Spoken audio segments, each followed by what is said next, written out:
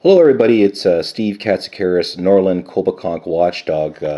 Just going to be sending some stuff to the Tribunal Service Department at the Commissioner of Ontario regarding some illegal activities going on in Trails End, and also regarding police and some people in government. So I just thought I'd do a video just to go over some of the documents that I'm going to be sending to the Commissioner of Ontario. This has been going on for a number of years here now, being harassed by police. And it's all because of what we know about wrongdoing in government and some of the bribe jobs that have been happening up here on Trails End. And also our activism of being against S7 and Bill C-51. Obviously the RCMP are now involved, but we'll get into that later. So I just want to go over a few documents that I'm going to be sending the Commissioner of Ontario. My brother is here today. He's going to be just helping me with some lighting here so that we can see the documents. And I'm going to be sending it to a person by the name of John Gale. He'll be helping us try to get this information. And the only information that we're going for right now is just simple police reports and 911 calls. Pretty basic stuff. But if you can't get it for some reason, obviously the police are trying to cover some stuff up, like their illegal activities. So anyways, I'm just going to go over the first document here. And this is a letter that John Gale sent me just to say I give consent to release all my information. And I do, John Gale, absolutely. I want full disclosure. That's what we're all here about right now, is to basically come clean on all this. So my consent form is here. I'm sending you the original in the mail. I even put original copy here. It's done in black pen, so that's done. I also want to mention too, I was a candidate in the last election in 2014 here in the city of Kawartha Lakes, running in Ward 2, and I got a letter from Barry Devlin. He basically thanked me for running in the election, so that's another reason why I'm making this complaint, because I'm a politician, and I believe these people are trying to do harm to me, and that's not acceptable in this country. We're not going to have another JFK around here. So that's why people are after me, because I'm politically a threat, because I know too much about wrongdoing in government.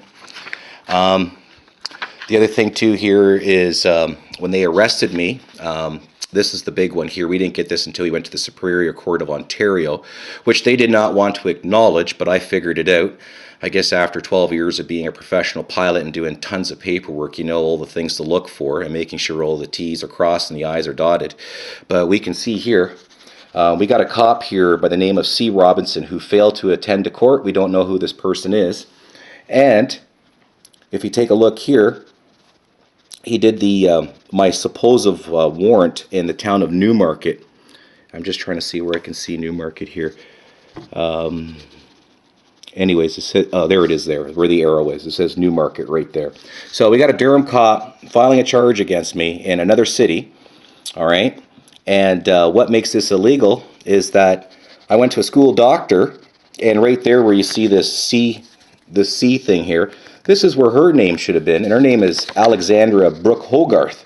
So this looks like Jim Kilby's writing as the informant, and as you can see right below here, that's what I call the Bugs Bunny X. There's no name of a justice of a peace or a judge. So what's going on here is the police are falsifying court documents, and that's a criminal offense. The police are not allowed to write their own arrest warrants, and this is a document that I got out of the Superior Court of Ontario when I made my appeal, and there's the number right there. So I'm saying it's a conspiracy. You did 2 days of trial with me. You threw me in jail, denied me bail. And at the end of the day, I find out you never laid the charge. And the cop that did lay the charge, C. Robinson, badge number 6069, it looks like, or 09. Anyways, this person didn't show up. We don't even know who they are. So, conspiracy, big time. And here is the arrest warrant when I lived in Toronto. They came to arrest me with authorization to use force. I believe one of the videos is still up on YouTube where you can see the cops dressed in black dinner jackets and me making a comment. And look at this signature here. There you go, Jim Kilby. The homicide chief of York Regional Police is investigating me, and he admits no one's been murdered yet, and that person is me. So there's where they did the time. It's authorization to enter the dwelling of my house in Toronto, and let's just see here. Once again, judge, no judge's name, just Jim Kilby doing a Bugs Bunny X.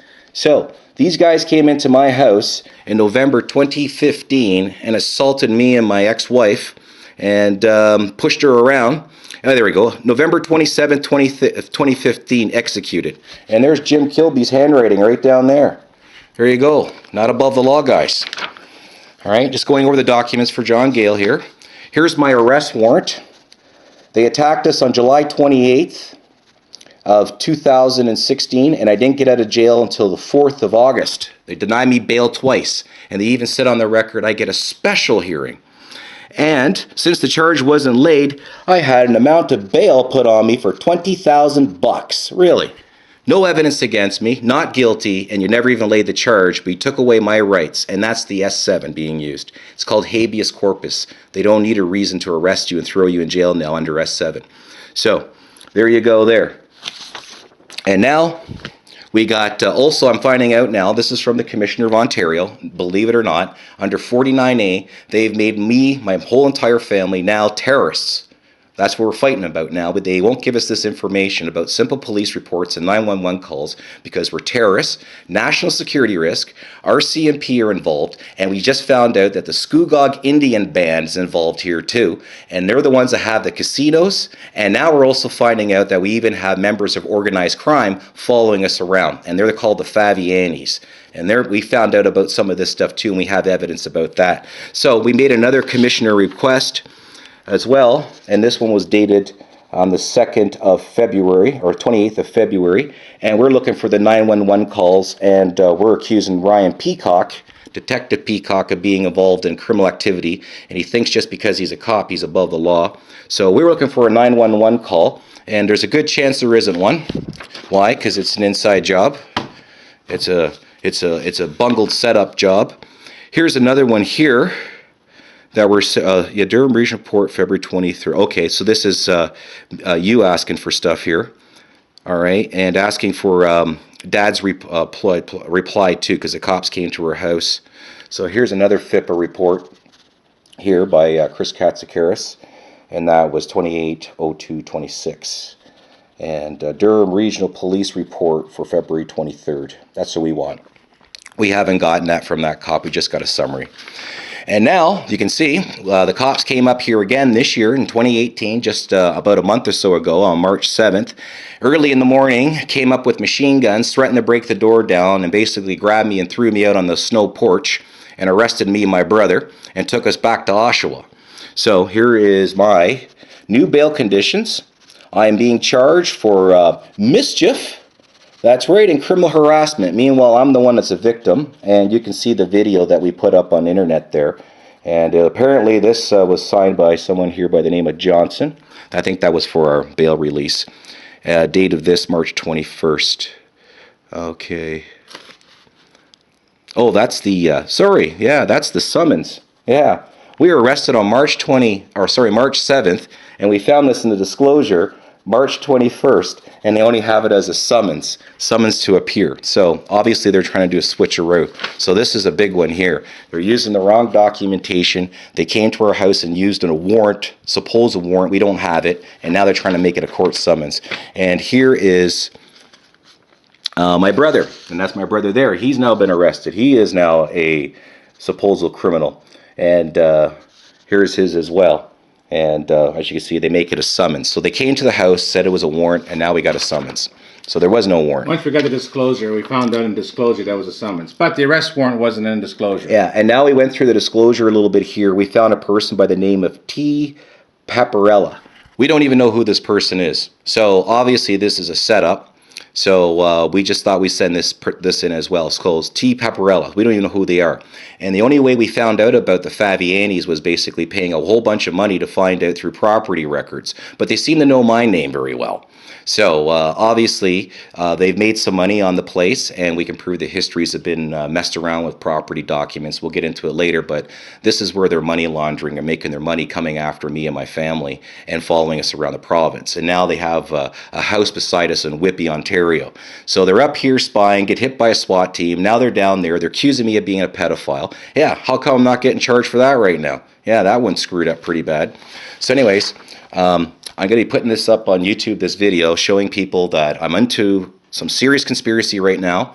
This is involving police, York Regional, Durham Regional Police, O.P.P, RCMP. The MNR is actually involved too in covering up these sewage systems as well.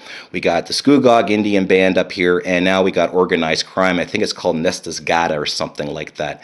They're a mafia, Sicilian-based mafia that deals with real estate stuff and setting people up and murdering that too. We found out about that in some of the evidence we found. So it's turning into a big deal. And you taxpayers are getting ripped off, and that's why things aren't getting done around town. And that's why they're coming after me, because we need to keep government not only responsible, but also accountable. And the Queen's laws are not being followed. Her laws are being stomped on by these anti-terrorist laws. And I got to say, I'm a proud loyalist, and so is my brother. And we stand behind Our Majesty, Queen Elizabeth II, and we are not going to give in to tyranny in this police state. So we're doing this the legal way. We're using her courts, and we're trying to expose this and trying to get the Commissioner of Ontario to hold the ethics and make sure they get full disclosure on all these things, because once again, no one's above the law.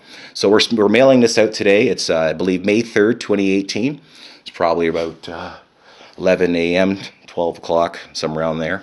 So we're going to send this out today, and hopefully we'll get some disclosure here and some transparency, because we've got an election coming up, and people in government are simply not above the law. They're supposed to represent the people, not dictate them and do all this kind of crazy stuff.